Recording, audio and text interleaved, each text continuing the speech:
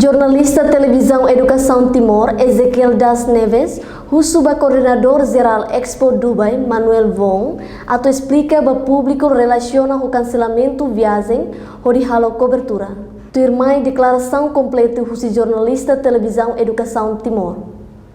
Dr. Manuel Wong, itabot hanesan koordinador ka responsável by iha Expo Dubai.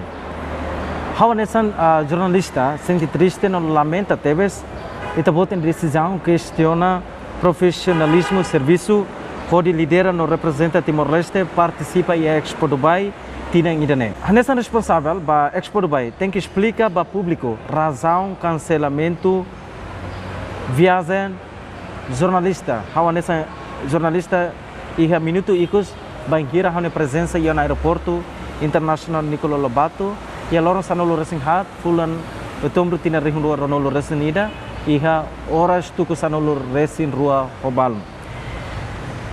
Atudian katak how minha profissão nessa jornalista husit destacado husit TVE ne participação iha Expo Dubai li husi processo nebe maka naru no foduni contribuição ba área cobertura serviço anetel ni atividade hahu se pré-expo Dubai e Timor-Leste dala barak itabot hanesan coordenador ka responsável by iha Expo Dubai acompanha amenia processo serviço ne bemak durante hala amni professor nação jornalista de cobertura bas programa na atividade stomak ne bemaka pré-eliminar iha Expo Dubai ni e Timor-Leste itabot nos hatene kata o exame processo de serviço.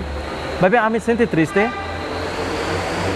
Ho razão nebe makalai iha justificação claro.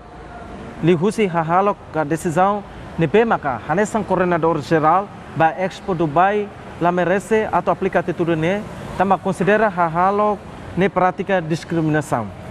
Asor jornalista Liliu destacado o TVE ninian